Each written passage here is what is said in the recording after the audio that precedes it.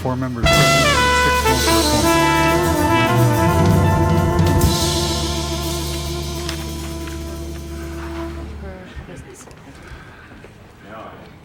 We both have this sort of avuncular, non-threatening Yeah, kind yeah. of this way.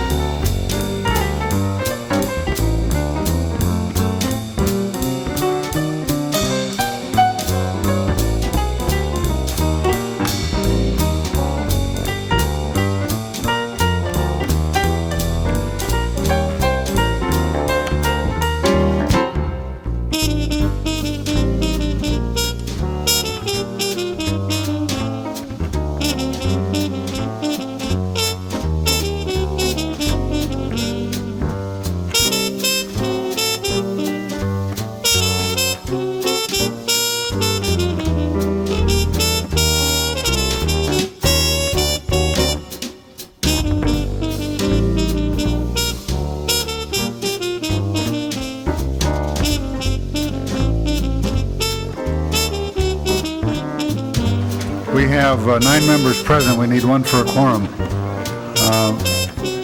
Mrs. Chick, Ms. Galanter, Mr. Savornich, can you come to the council chamber?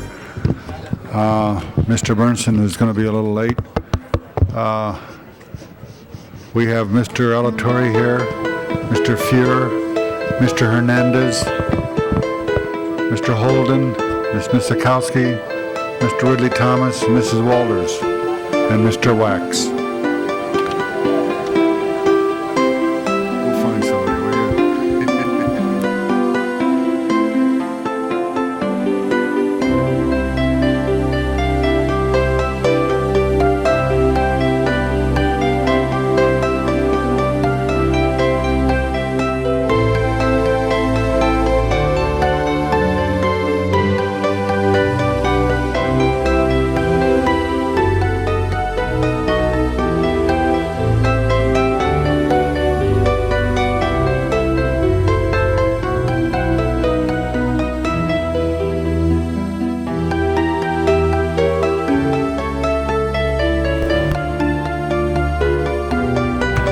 Call the roll.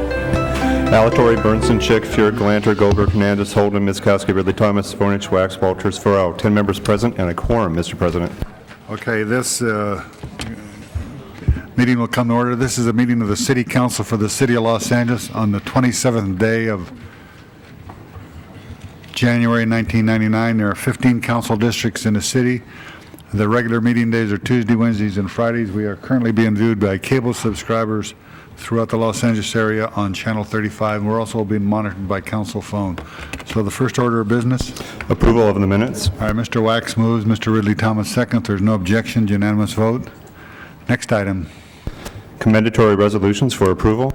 If there's no objections, unanimous vote. Next item. Before we get to the regular agenda, we do have items that are requested to be continued. Yes. Item number 4, the applicant has requested a continuance until May 5th, 1999. Is there any objections to that? Seeing none, that will be the order. Item number 24, a request by Councilmember Goldberg to continue to Friday, January 29th. Is there any objections to that? Seeing none, that will be the order. Item number 13, Mr. Hernandez requested that item be returned to Committee, Personnel on Information Technology and General Services. Is there any objections? Seeing none, that will be the order. Next item. On the regular agenda, item number 5, confirmation of city official. The reappointment of Andy Lipkus to the Community Forest Advisory Committee for a new term ending January 31st, 2001. Should we continue? Is Mr. Lipkus here? Is that a Yeah, would you come forward to this? Any discussion on this reappointment? I don't know, does he have any experience? Yeah. I prepared a very long speech for you. Where's your tree today? You didn't bring it. I left it tied to the to the parking meter. Okay, let's, Actually, Cindy planted the tree on Saturday. district that hasn't had trees planted as a consequence of Andy's work and tree people, and we've got 150 of them planted in my district on Saturday. And in fact, I think this is the least controversial appointment that I've seen come down from that the council is looking at, so I recommend it wholeheartedly. Yeah. okay. Mr. Holden? Andy, I have just one problem. Every time I come out for a celebration at your site and you give me a tree and I name it after somebody that I know really well around here, it dies. So, but as long as it keeps dying, I'm going to support you. You need to enroll in our citizen forester training Yeah. Yeah, could and you, get that green thumb. are those meetings at 10 o'clock on Tuesday, Wednesdays, and Fridays? That can be arranged. And we Okay. will send excuse slips. Prepare the roll. Tabulate the vote. 10 ayes. 10 ayes. Andy, you've been approved. Go ahead, you want to comment? Thank you very much. It's been a real pleasure working with you and providing leadership for making our city sustainable. And I just wanted to quickly point out, we're entering a new decade as we approach the millennium, where there's a tremendous opportunity to work with trees and what's now called the city's urban forest watershed to make this a sustainable city, creating employment, solving city's flooding problems, water supply problems, air pollution problems, and others. And the Community Forest Advisory Council is working on that. We at Tree People are really pleased to be working with you and your staffs on moving this whole issue ahead. You've seen me do this for 25 years, but we're really at a breakthrough point with new science, and we'll be bringing you a lot of material in the coming months, some really exciting opportunities for the city in the months ahead with lots more trees. So thanks a lot. We'll send that forthwith, Andy. So. Great. Okay, the next item. Items number 1 through 3, items noticed for public hearing. Is there anybody in the audience who wants to be heard on any of those items? Seeing none, the public hearing is closed. Item number 1 is, we need a motion. Mrs. He's supposed to. Walters moves. Prepare well, we're going to continue this hearing? This matter will be continued till February 10th, 1999. Yeah, there's no objections, that will be the order. Item 2 and 3, they're ordinances, let's hold those on the desk. We're expecting, and we'll hold items 6 and 7 on the desk, they're ordinances also. The next items. Items number 7 through 20, except items 13 and number 7. Okay, any specials by council members? 8 through 20. 8 through 20. If not, Item number 10, and I think it's item number 18 special. 10 and 18? Mm-hmm. Okay. Point of information. Mr. Few, you don't want to call it 16 special? Mr. Holden, if somebody wants to call something special, they have the ability to do it, and they don't need your help. So prepare the roll on 8, 9, 11, 12, 14, 15, 16, 17, 19, and 20. Tabulate the vote. 10 eyes. Those are approved.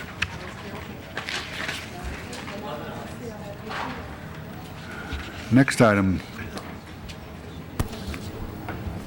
Items number 21 through 26, with the exception of 24, which has been continued, and on number 22, we have a new draft ordinance that was submitted by the city attorney.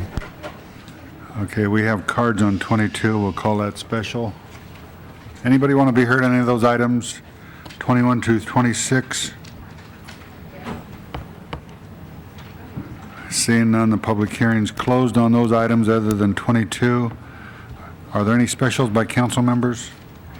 21 and 22 are ordinances, we'll hold those. 23, 25, and 26. If not, prepare the roll, tabulate the vote. 25 special. Item 25 is called special. Prepare the roll on the balance. Tabulate the vote. 11 eyes. Those are approved. Next item.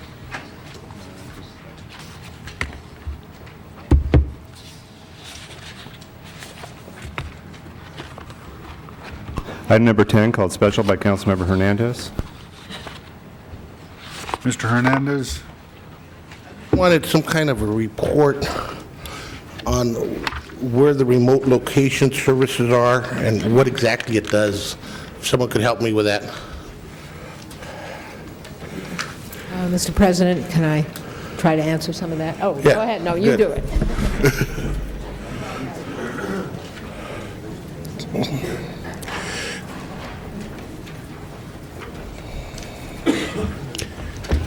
Do you have a list of where all the locations are?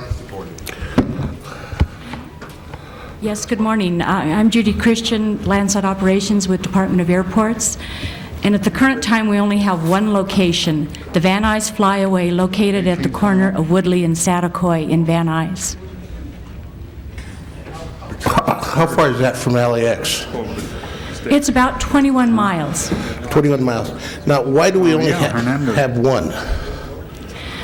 This location was selected some years ago. It's been in operation since 1975 through an origin and destination study that selected this as a likely location for a service. And it's a good location. Yes, it is. It's been successful. We're operating since 1975, and we've carried, at this point, over 700,000 passengers annually. Okay, now why aren't we expanding the program? That question was discussed yesterday in committee, and we have decided we are going to go forward with the study to do exactly where you're heading, Councilman. Okay. To look at the other areas throughout the city. Could I This could suggest be- someplace by the convention center, city hall, or? I heard a discussion about the World Cruise Terminal as well down in San Pedro. Okay. That was my concern. We didn't have a report. We know it was discussed in committee, but I just wanted to get some information. No, and we're going to go forward putting together the necessary scope of work to conduct exactly that kind of a study. And in doing the study, will you take into account visitors to LA Absolutely. who might want to come to a hotel downtown LA? And I think again, Absolutely. thank you. Mr. Hernandez, I also asked them to look into the possibility of doing a flyaway to Ontario Airport. Now that we have expanded Ontario Airport, people in the Inland Empire already know that it's there, but from the downtown area, for example, it may be just as easy and convenient to go to Ontario Airport as it is to go to LAX if there's a flyaway service. So they've, one of the things we talked about in committee was looking not only at where else in the greater LA area it would make sense to have flyaway service to LAX and reduce the number of cars going there, but whether we can also provide some kind of a service to encourage people to use our other airports. And actually, Ontario's not really, if you're driving, depending on the time of day, it can be just as quick to go that way. And Metrolink will either go right to the airport or a mile away one of these days.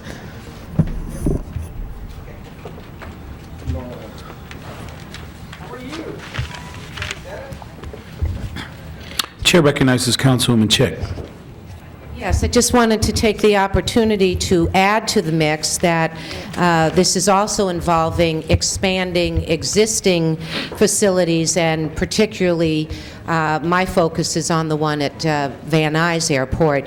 It has proven to be extremely successful, and I am very eager, along with a variety of key stakeholders in the Valley who really originated this push, to look into very quickly expanding those facilities and perhaps using it as a model for some of the other locations that you're exploring. So I guess I would ask, in terms of a timeline on action and the future actions regarding expanding the operations at Van Nuys, could you respond to that? As you're aware, and your motion had asked of us to conduct the feasibility study regarding the expansion of services, parking lot, and anything else we can look at to make it a more customer-friendly location. It's already being conducted, and I believe we're looking at sometime around the end of March to have it completed. I'm sorry, End of March, having it completed, the feasibility. And then what is the next step? Well, I think what we'll do, in particular for you, we bring it back and tell you exactly what the feasibility study shows, and then implement it. Because there will be an expenditure of funds involved. Absolutely. And the department is prepared to do that. Absolutely, that's not a problem. I look forward to the results of the report and working with you. Thank you. All right, there being no further discussion, open the roll, close the roll. 12 ayes. That matter is approved. Can we go back to the ordinances now? It's item number 2, 3, 6, 7, 21, and 22.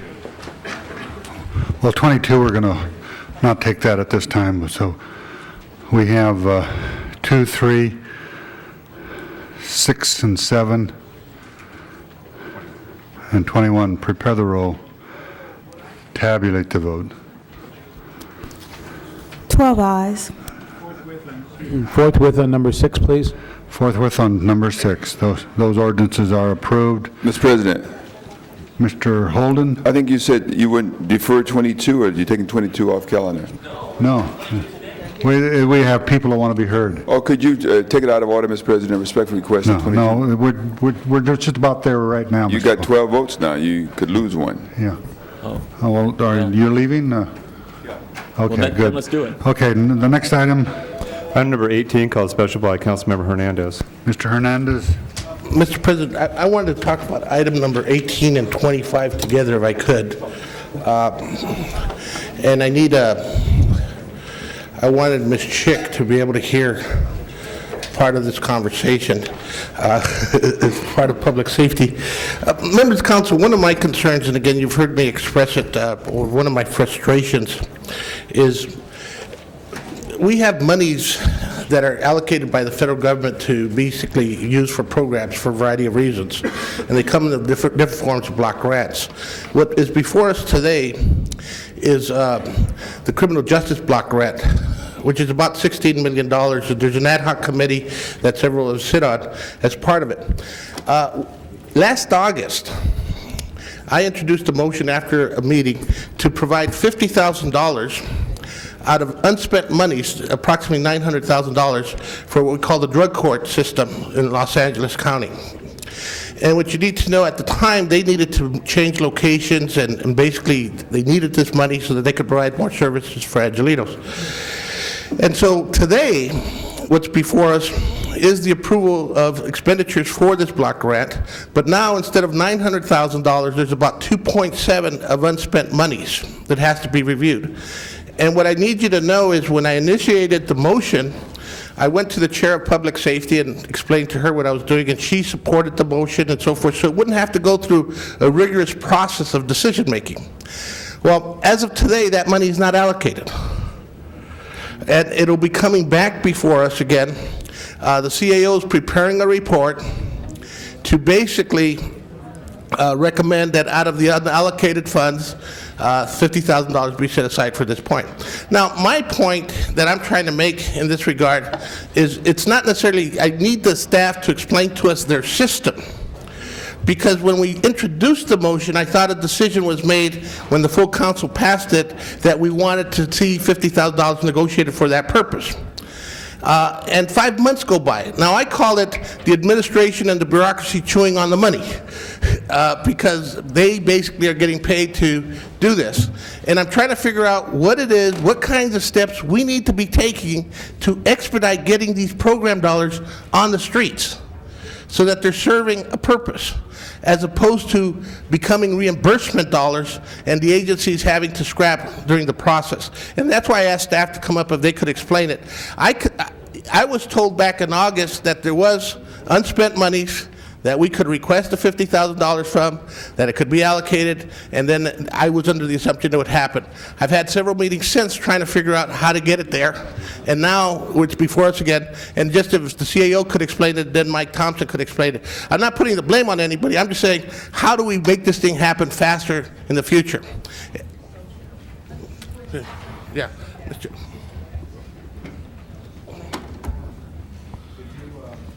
Did you want to say something, or before I call Mrs. Chick? Yes. Well, in answering, I think it would be good to have Mike Thompson go first, and also to address, because I think the item before us is not what Mr. Hernandez is talking about. However, I don't care. I think the questions he's raised are relevant. I thought this was taken care of. I look forward to hearing the response. Okay, thank you, members of council. Michael Thompson, the Criminal Justice Planning Office. Ms. Chick is correct. The two items that are before you today are not per se what the Councilman Hernandez is referring to.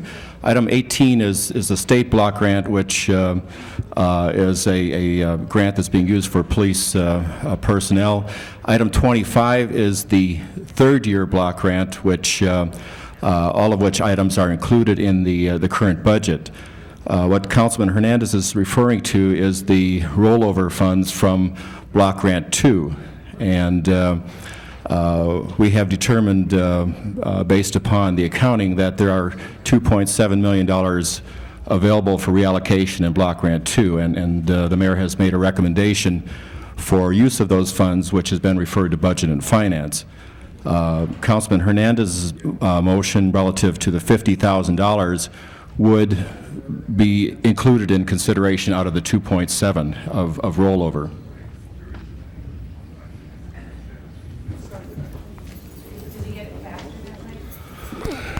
Yes, those funds are available right now, so if the council approves the CAO motion or recommendation, which I understand is close to being completed, then we would have the authority to enter into an agreement with the treatment provider and make that $50,000 available to them. The funds are here right now. Chick, are you finished? All right, Mr. Hernandez. Yeah, now, so if I understand you correct, what's before us today is Block Grant 3. That's correct, sir. And Block Grant 2, when was that year of that Block Grant? Block Grant 2 was combined with Block Grant 1 to fund projects for the city's fiscal year ending June 30, 1998. So June 30 was Block Grant 2, 98. June 30, 97 was Block Grant 1. Well, the two of them were merged together to provide funding for police-related projects for the city fiscal year ending June 30, 98. Okay, now, here's my point. If June 30th, 98, we knew we had approximately $900,000 of discretionary funds that hadn't been allocated. Now we're looking at 2.7, by the way, so that's tripled in this time frame. We passed a motion August 4th, basically saying negotiate $50,000 for drug courts. Today is January 26th or 27th. 5 months have elapsed. In those 5 months, the money's still not out there. And see, I'm interested in what happened in those 5 months and how is it that we can get that money out there. I mean, that's my only concern.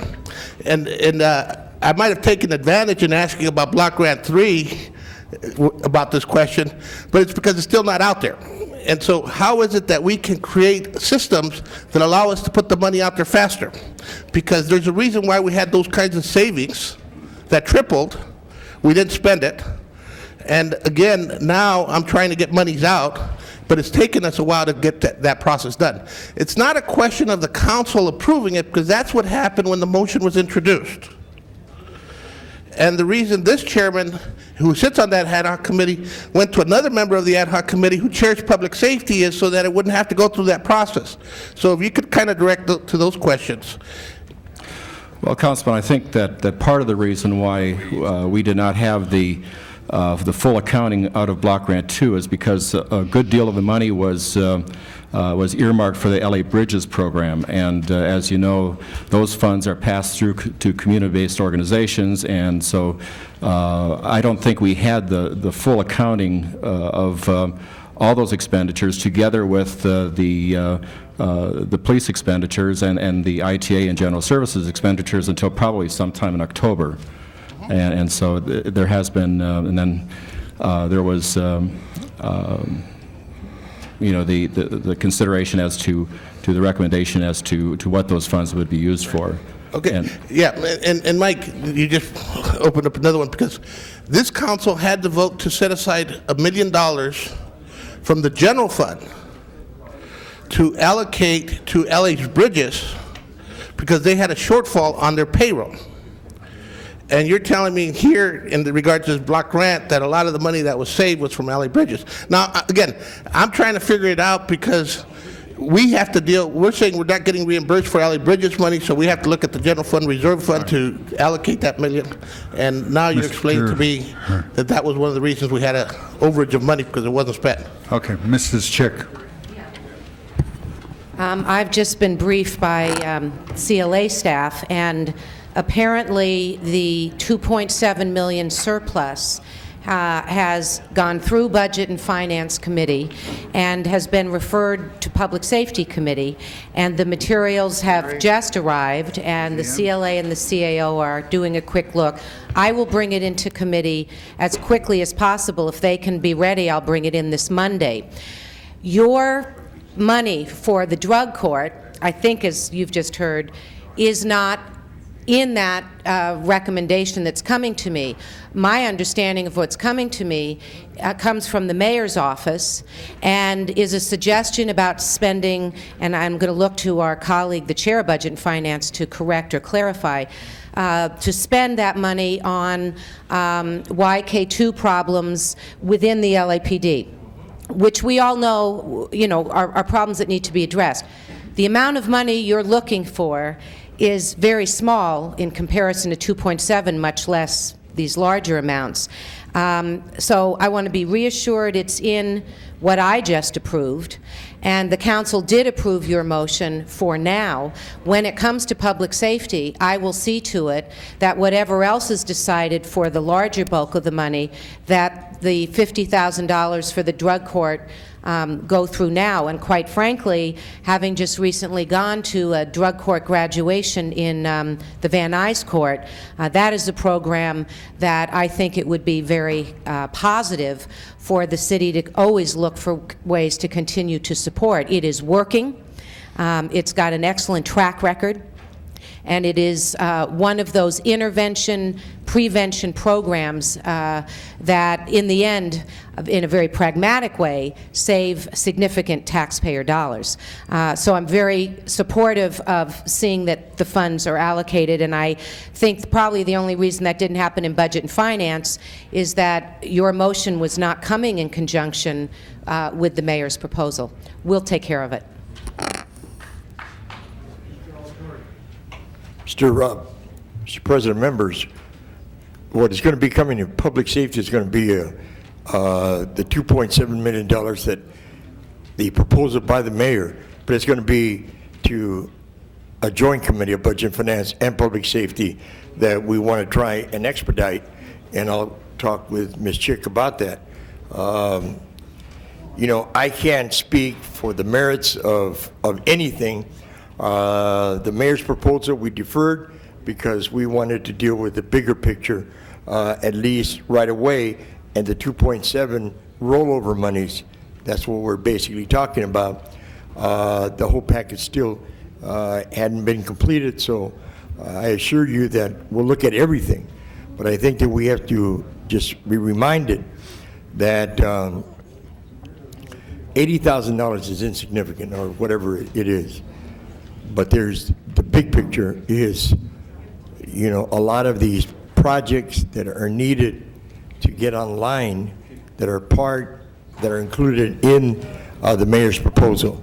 But we're going to look at the whole picture, and along with it, I can assure you, Mr. Hernandez, that your request will be taken into consideration. I don't have any problem with it, period. Okay. Okay, Mr. Ridley Thomas. Thank you, Mr. President, members of the council. I wanted a clarification on a matter that Mr. Thompson, I think you spoke to. I may have misunderstood you. I think it was on the issue of savings, and there was a Bridges Y2K Connect. Can you speak to that?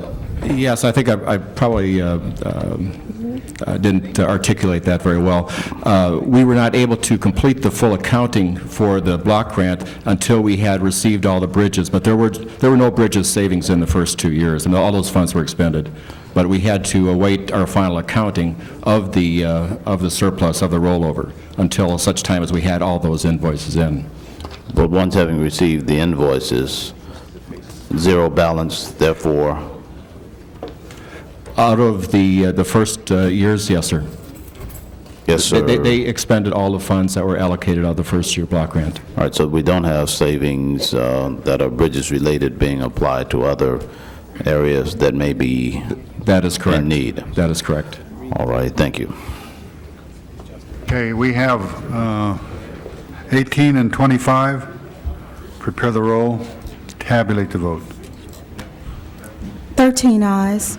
Those are approved. For 18 forthwith, Mr. Goldberg has asked that we reconsider item 24 and approve it today. So Mr. Fuhr moves to reconsider. Is there any objections to reconsideration? Seeing none, the matter is before us. Prepare the roll on 24. Tabulate the vote. 13 ayes. That is approved. Mr. President, I've had a request also 25 go forthwith from staff. 25 forthwith. 25 forthwith. All right, the next item? Item number 22, called special. Item 22, we have people who want to be heard. Mr. President, if I might move, I'm very cognizant of the fact that members have Black History Month and other obligations. Just a 7-minute public hearing, please, on this item. Okay. Lewis Tully. And then Ann Reese Lane. No, right to the microphone there. Just wait. Mr. President, could we get a very brief report from the police department prior to the testimony, please? Okay, that's fine. Very brief. Thank you, Mr. President. I'm Captain Bill Fierro from Detective Headquarters. With me is Detective Steve Moldorfer. The Chief of Police and the Department have reviewed this ordinance.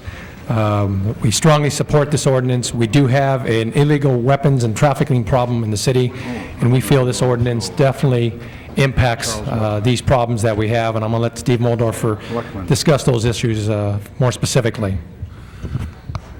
Good morning. We do have a trafficking problem in the city of Los Angeles, and this ordinance, of any ordinance passed by this city, will directly affect that problem. We have what's called a straw purchase problem. That is where we have a number of firearms that are reaching the streets of Los Angeles and being used in crimes that were purchased legally during a multiple sale, and then were diverted, the firearms were diverted to the streets. This particular ordinance will stop the multiple sale of firearms in the city and limit it to 1 handgun a month per individual.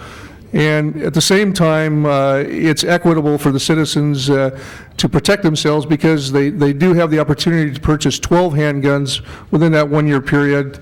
And I really personally don't know of any situation that will require an individual to have more than 12 handguns to protect themselves. Thank you. Lewis, why don't you? Lewis, and then Ann Reese Taylor would be next. Lewis Tolley with Handgun Control, Jim and Sarah Brady's organization. We strongly support this ordinance. The opponents of gun laws often say that they won't work because criminals will always be able to get their guns on the street. This ordinance directly impacts how guns get to the street, and it works. The state of Virginia used to be the #1 provider of crime guns to the northeastern states like New York, New Jersey, and Massachusetts. In 1993, they enacted one of these 1 handgun a month laws. And today, the proportion of crime guns coming from Virginia has fallen by almost 70% in New York, Massachusetts, and New Jersey. The law works. We strongly support it. Thank you.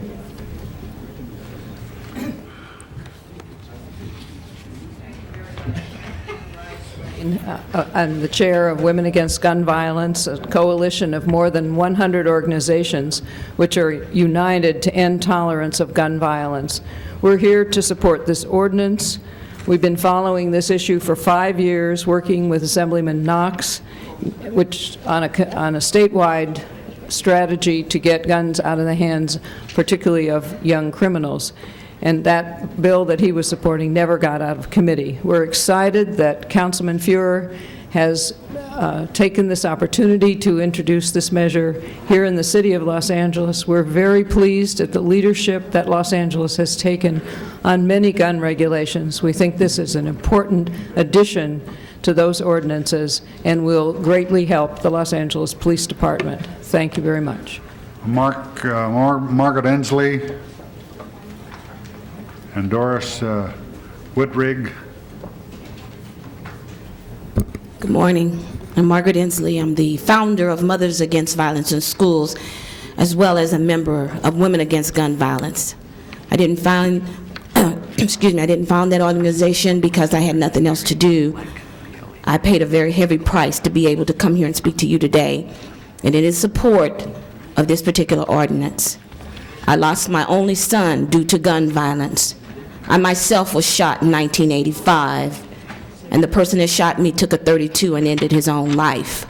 It is extremely important that we realize what we're dealing with here. It is not a plaything. People are losing their lives, especially our young people. They're dying each and every day. Turn on your TV, look at your newspaper.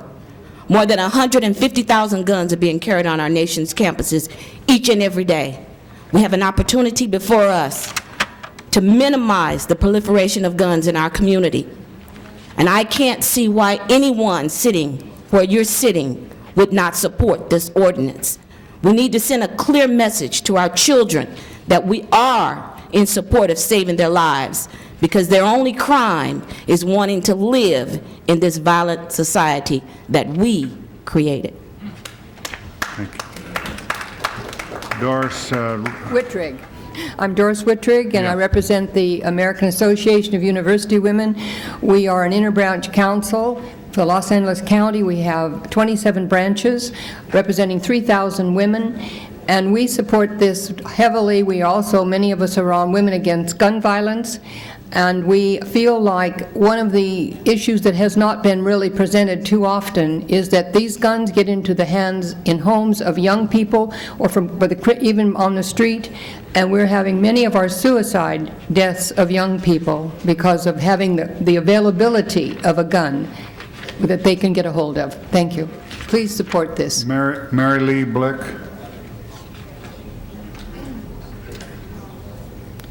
Good morning, Mary Lee Black. I'm here as a mother of a son who lost his life to gun violence. I'm here as chair of Orange County Citizens for the Prevention of Gun Violence, and I'm also a partner of Women Against Gun Violence.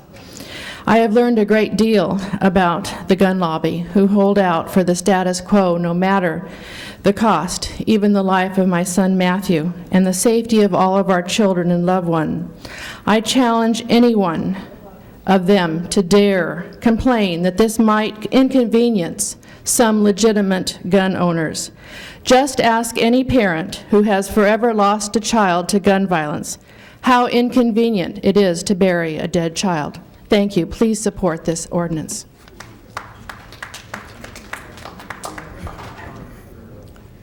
I think that given the time constraints, we should move to the debate. We'll make them part of the file. Thank you. Mr. Fear. Thank you very much, Mr. President. Colleagues, I think we're all aware that gun violence continues to pose both a public safety emergency and a public health emergency here in metropolitan Los Angeles. In 1997, the last year in which statistics are kept, 1,200 people died from a handgun in this county, nearly 1 in 6 of whom were kids.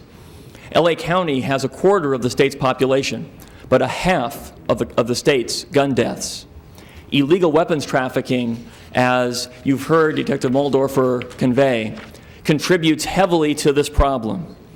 The problem is basically this: an individual walks into a store who is legally authorized to purchase a weapon and then resells multiple weapons on the street to criminals and kids. In committee, we heard testimony from a former investigator with the Federal Bureau of Alcohol, Tobacco, and Firearms, who did a study called The Source of Crime Guns in Los Angeles in 1998. He estimated that a quarter of those weapons were weapons that came from straw purchasers legally purchasing in multiple quantities and then reselling on the street. The ordinance before you is crafted to do something about that. No one under this ordinance would be able to purchase more than one gun in a given month, which will be a dramatic deterrent on the economy of going in, buying, and then reselling on the street. You've heard that our police department is in strong support of this measure and considers it perhaps the most effective tool so far in attacking gun violence in this city. Our state's Attorney General, Bill Lockyer, from almost the moment he took office just a couple weeks ago, has been instrumental in working closely with those of us in Los Angeles to assure that the state computer process will change to accommodate this law. He wants to change that computer process because he knows of the efficacy of laws like this in cities like Los Angeles. Our city's chief law enforcement officer, the city attorney, not only drafted the ordinance, but is also, as a policy matter, in strong support of this. Indeed, in committee, we heard no opposition to this, and today we have heard no opposition to this because law enforcement in particular is so strongly supportive of this approach. Now, some have said that local ordinances themselves are not good enough, that we should be focusing exclusively at the state level, and surely state rules like this would be the most effective. But we have in place, in the past couple years, a municipal gun violence working group comprised of elected officials from cities throughout Southern California, contiguous to Los Angeles. What's happened because of that gun violence working group? We passed a comprehensive gun and ammunition policy last year with a series of rules, and it was passed then in Inglewood. It was passed in West Hollywood. It was passed in Beverly Hills. It is poised to be passed in Santa Monica. Elements of it are on the table in Monterey Park and in other cities around Los Angeles. There was a wonderful conference this weekend where we heard one official after another, from Maywood to the Valley, take a pledge that they would introduce similar rules in their jurisdictions. This is a common sense approach. Councilmember Holden and committee introduced an important amendment in the committee report which asks that in addition to passing this ordinance, that the city go on record supporting similar rules at the state level. It's an amendment that, of course, I concur in. I urge unanimous support today. We can get this ordinance on the books, and as our law enforcement experts tell us, we can deter crime from happening by putting an end to a significant amount of illegal weapons trafficking. Let's do it together. Thank you very much. Wax. I just wanted to add one point about, and really to thank the people who are here and the officers who are here. You know, as Mr. Fuhr so eloquently points out, this is like so obvious. You know, keeping someone from reselling guns to felons and other people who shouldn't have them. I mean, you would think that this would have been the law 50 years ago. But it has obviously not been easy over the years to come to a point where now we're probably going to have a unanimous vote here. And I think that the reason that we finally come to this point is first because of the eloquence of the people who have worked for it in the community, many of whom are here today, and second because law enforcement has really been willing to put its weight and its experience, in its respectability and credibility behind efforts like this. I wanted to thank the officers in the police department for its willingness to be out front on these issues and present it in a face that I think helps give it a respectability and a convincibility to a lot of people who might not otherwise listen as they should. So again, I want to thank the people who are here and the officers who are here and the department for its continued willingness to get behind efforts like this. It's extremely helpful in bringing us to a point where we'll probably now see a unanimous vote. Believe me, when I first came to this council, you would not have been having a unanimous vote on this issue, and the debate would have been very, very different than it is today. Things do change because people make them change, and many of the people here, I think, are partly greatly responsible for that change in attitude, and they should be thanked. Mr. Savornich. Yes, thank you, Mr. President, members of the council. Historically, I have been a supporter on certain interpretations of the Second Amendment. Today, I'm in support of Mr. Fuhr's motion in the committee report. One of the things that I think is very, very important that both our public safety officials brought to our attention, that the committee brought to our attention, and that for the interested community leaders have brought to our attention here today, is that for those who feel that they need more than one handgun a month, I take exception to that. I cannot see that while one handgun, two handguns, three handguns, four handguns, a dozen handguns in one's possession does not make anyone safer. Especially when I go ahead and see that if one wanted to have a handgun to protect themselves, fine, but how many does one really need in order to make oneself feel safe? The other issue that I do have is that in regards to the state legislation, I would hope, as the committee report articulated by Mr. Holden's amendment, that we not only support legislation at the state level in order that this be a state law, that we actively sponsor such legislation through a legislator, that we approach a state assembly member or a state senator and say, would you carry this bill in Sacramento, and then have our city lobbying forces in Sacramento do everything that we can to see this be passed. Because for those naysayers who feel that some constitutional right is being trampled upon by their only being able to buy one handgun a month, I challenge them to go look into the eyes of a parent who has lost a child to some wayward type of gun violence to see whether or not that will make up in any way, shape, or form for their having some insecurity by not being able to have more or less than one gun. So I commend you, Mr. Fuhr, and the committee, and thank the police department for helping us build a consensus that I think all of us can support here today. Mr. Ridley Thomas. Mr. President, members of the council, my hat is once again off to Mr. Fuhrer for his leadership on yet another important effort, public policy initiative that continues a long tradition on the City Council to civilize an environment that is obviously in need of intervention of this sort.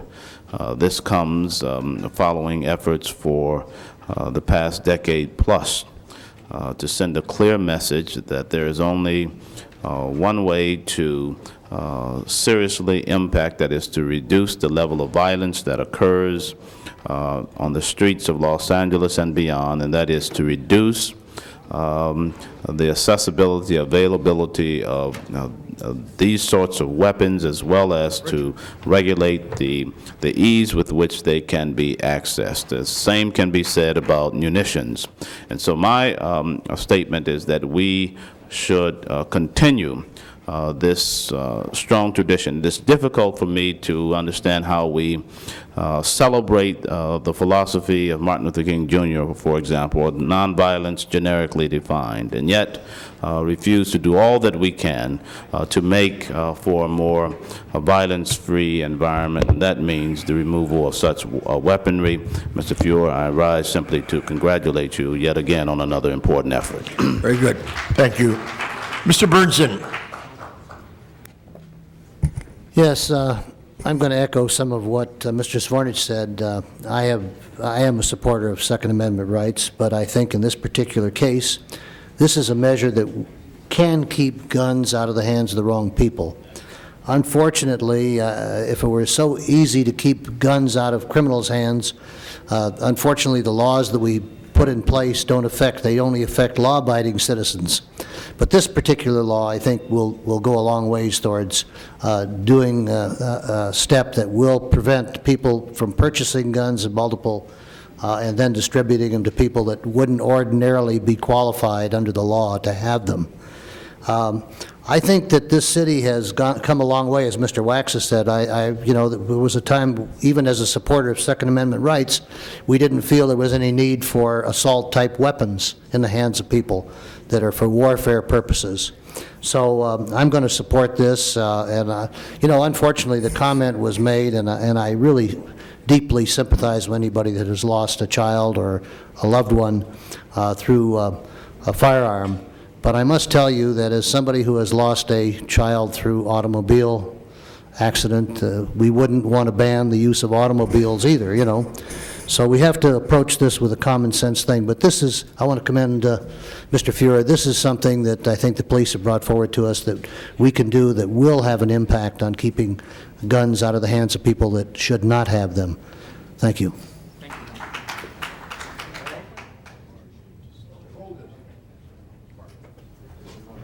Did you call on me? Mr. President, members, this is a good measure. The disqualification threshold in the ordinance is current law. So therefore, to that extent, there'll be no changes. If you think that there are going to be some changes, there aren't going to be any in that regard.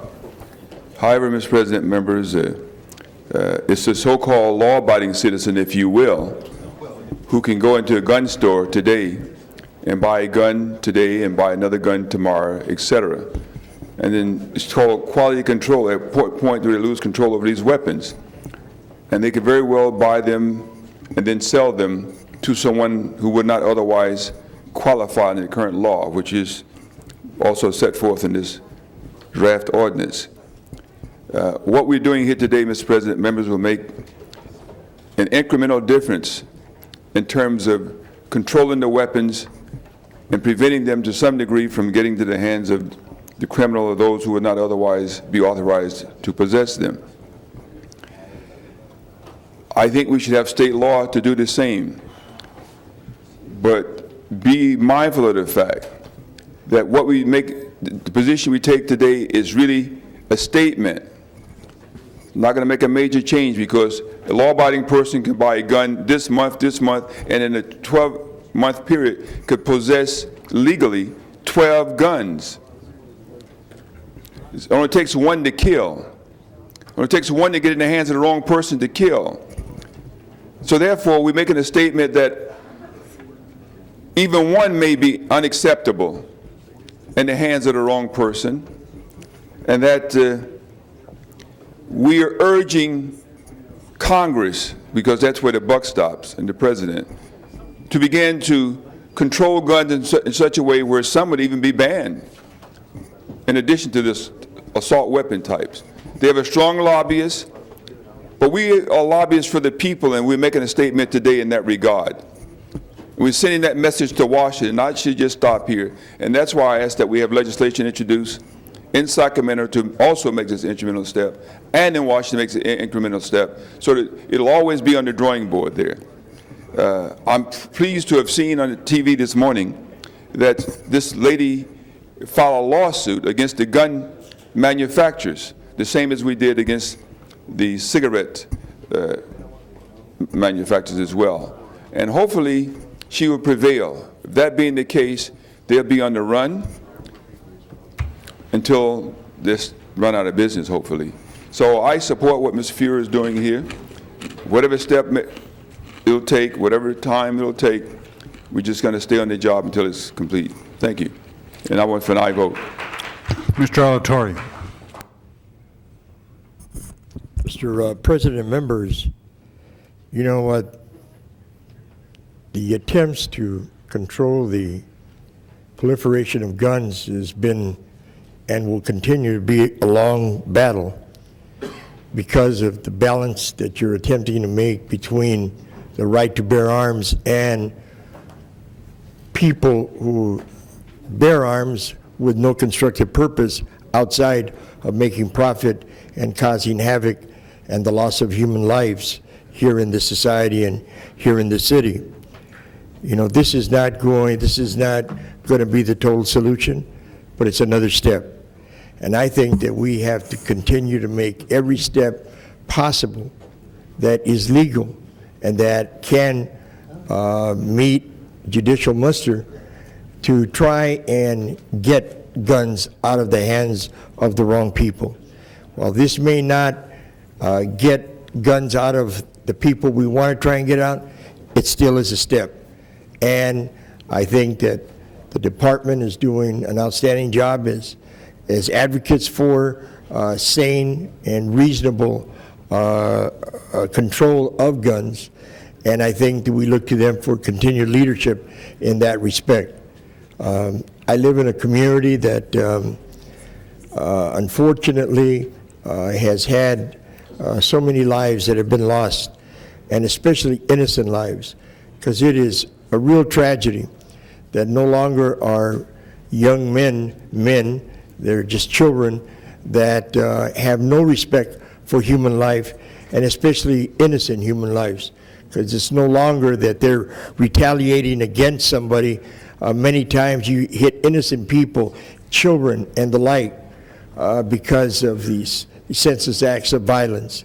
And anything you can do to take away the opportunity for them to have access to weapons, I think is a tremendous step. And Mr. Fuhrer, you're to be commended and complimented for that, along with the department for their advocacy in this direction, because they have the toughest fight. And they have to deal with the violence on a day-to-day basis. And anything that we can do to help them control and get some kind of control over this senseless violence, I think is a tremendous step forward. And I would too ask for an aye vote for this measure. Mrs. Chick. Well, I will not try to repeat all of the very relevant and moving points that have been made. My vote will express how I feel about what is before us. Certainly, the majority of men and women and young people out there in our city and in the bigger world want us to do this and understand that it is common sense to find ways, legitimate ways as this one is, to try to limit and prevent gun violence, and to take the proliferation of guns that are in our society and reduce that. So I am imagining, Mr. Fuhrer, that you are feeling quite a sense, as you deserve and should, of satisfaction on a job well done, and the people who have been supporting this and pushing all the way, the department and the city attorney's office. Ms. Misakowski? Thank you. I would just like to reinforce, I think, some things that have been obvious and said already, but from a different perspective. And that is what the ingredients are that got us to this point. We've seen an awful lot of efforts at the national level on handgun control that don't get too far because of the perceived very, very powerful lobbyists. And what we have brought together today is the importance of community-based policing, because it's the community, the Mothers for Handgun Control, and all of the other groups that have been formed from the local level, seeing the impact and knowing the impact. It's the police department, so it creates not only local control, but it's community-based policing. The police department locally aware of the problems that are going on the street that they have to deal with, and those communities coming together powerfully telling the local government what we can do, not waiting for the federal government to act, and to find those courses that I think Councilman Fuhrer is ably leading us through. And I think as a consequence we see not what we see sometimes at the national level, which is a very bipartisan and split decision, but a very much coming together of community, of various partisan and political factions to say this is important at the local level. We're willing to stand up and be counted and set that course. And most importantly and effectively, to see the dramatic effect that it has had where enacted elsewhere. It's not a hope, it's not a suggestion that something might happen, but we've seen constructively that it can happen, it has happened, and we're going to do it here. So I'm proud to join with everyone else. Ridley Thomas. Previous question, Mr. President. Okay, prepare the roll on the previous question, which would stop debate. Tabulate the vote. 13 ayes. That is approved. Now we have the matter before us. Prepare the roll. Tabulate the vote. 13 ayes. That is approved. Forthwith to the President, please. Forthwith on that item. And if you people want to stick around, you're going to watch me sign it. The next item. Now is the time for public testimony and non-agenda items. Okay. Forthwith on 24, Leonard Rose. Yeah. I'm going to have to be excused, but I can give you some information that might be beneficial. And if you were to amend that motion that went through yesterday that nobody could speak more than 3 times, in addition to calling 3 items special, I might go for it. I take note today. Okay, Mr. Rose. Okay. This Leaders Authority, every state around the world. Dear Police Commissioner, Governor Greg Davis, to all police headquarters, to our President of the United States of America, to make a speech to all the people to obey DMV handbook law. This is for a safety for our nation and state, city we live in. This is very important to underline to save someone's life in danger. That's why we have much trouble, some driver and pedestrian on the street, highway, crosswalk, even business area. Number 1, DMV handbook driver. Number 2, a guide, a traffic safety, safe move plan flyer. To obey DMV driver handbook and guide to traffic safety, safe move, to make sure and look both way and listen before go, to keep a safe distance between you and other people around you, and always be cautious to be more safe, to make eye contact both of you before you move. We must obey all traffic laws, signs, and signals. It is very important to look in all directions before crossing the street. Look for the cars, other pedestrian, bicycle of each sport dressing. If you need to have a hand signal for driver and pedestrian, make sure people know who have the right way to cross the street to be safe, more safer in street, side, sidewalk, and anywhere they and you to go. Pedestrian rules. Pedestrians must follow the rules to be more cautious where they going and what they do, to look back and listen before crossing the street. For all dressing, if possible, they must cross the street and signal right away to make eye contact the vehicle and hand signal to make sure the vehicle stop before you go in both ways. Never jaywalk on common traffic. It could be dangerous to get hit and run, even get hurt or kill. Use the crosswalk signal as possible. You could be a safe move. Driver and vehicle. Driver must do the same. Follow what the DMV driver handbook, the rules to be more cautious where they are going and what they do to look front and back, left or right. It is important to clear on the rearview side mirror and 7 dress and look back on the right side to pass if possible. This is important for the safety of driver. It is important to obey DMV handbook laws. Always look and making eye contact other vehicle pedestrian who have the right way. Remember, driver, it's a full-time job to keep more responsibility for doing the right driving anywhere. And this another one, the car in front of you should turn the signal light few inches away to let you know the ahead of time when car turn right or left sooner. Better to be safe driver, to be cautious, to be safe driver. I'd like to give this copy to all councilmen. And, thank you. Thank you. Thank you. Larry Ross.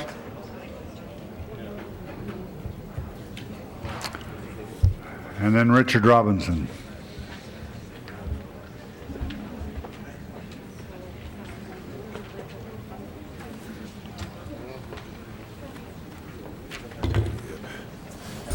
My name is Larry Ross, and let me begin by saying that all this information that you have heard is factual, all of it.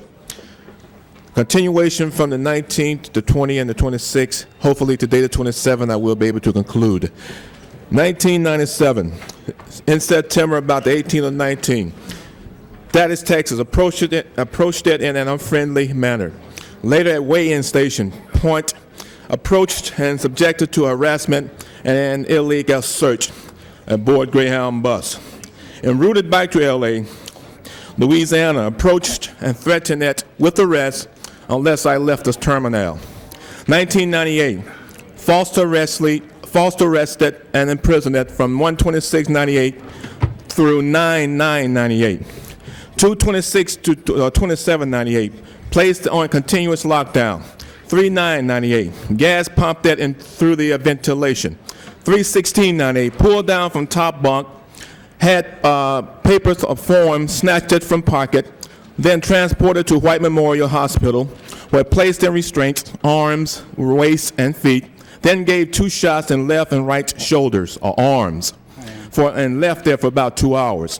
April the 25th, 1998, still in cuffs, against my strongly expressed wish and without proper authorization and personnel, another shot was administered to the right shoulder area. That was the target. Between May 6 and May 7, 1998, transported back to MDC. 7/9/98, illegally flown to FMC, Rochester, Minnesota. 8/18/98, illegally flown to Federal Transit Center, Oklahoma City. 8/20/98, illegally flown to Riverside. From there, transported in van back to MDC. 12/26/98, placed in chokehold from behind, and as I said, at bus stop on bench in Hollywood, California. Motives or intent. The abuse and violation go back to the 1980s. Numerous filings have been done to expose them to no avail. The abuses and violations have been perpetrated at times and being subtle, but in recent time outright enshrouded under unconstitutional cloak to prevent a widespread circulation or publicity of the abuses and violations by the perpetrators behind them, to preserve their secrecy and so-called good names within the community or communities. To stop the message, you have to stop the messenger in their thoughts. The abettors are accomplices. DC Comics, Marvel Comics, 103.9 FM radio, K-Big 104, Channel 2, 4, 5, 7, 9, 11, 13, law enforcement, the courts, MTA, and other businesses in the communities, such as McDonald's, Burger King, Carl's Jr., Dennis, Vaughn's Markets, Ralph's Markets, El Polo Loco, and many others. I'd like to put a question to the city council member. If a person who began to murder individuals from 1978 until from 1978 to 1998, each year he murdered an individual, he is finally caught, how many of those murders would he be charged with? Richard Robinson.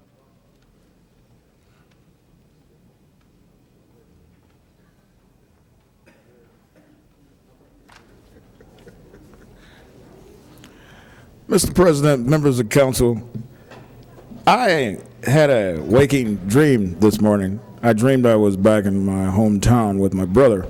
He almost became our police chief.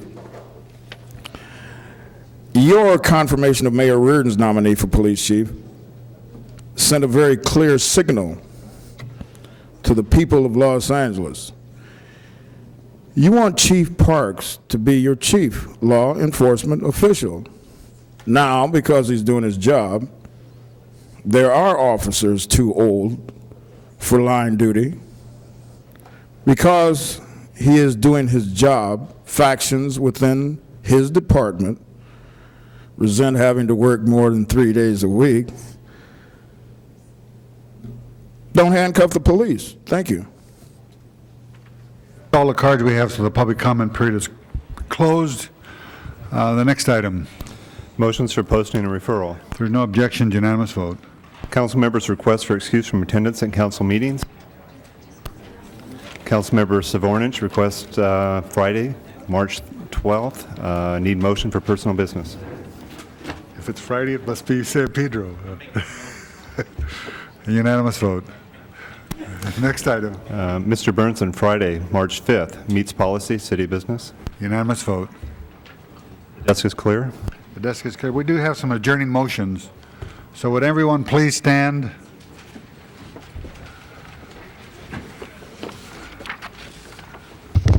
Members of the council, I'd ask we adjourn in memory of Larry L. Chase. He was a water treatment operator for the Department of Water and Power assigned to Owens Valley. He leaves his wife, Carlene, and a daughter and a son. I'd also ask that we adjourn in memory of Charles Luckman, who passed away. Second. I think all members. All members. Charles Luckman designed many landmarks in the city of Los Angeles and elsewhere, including the zoo and the convention center. He leaves his wife Harriet and 3 sons, and I'd ask we adjourn in his memory. Mr. Wax? I think we should all adjourn in memory of Robert Shaw, the great Robert Shaw Corral. He's probably one of the country's foremost corral, not only leaders, but he's someone who really brought it to the enjoyment of so many millions of people in a well-respected All members on that. Call the roll.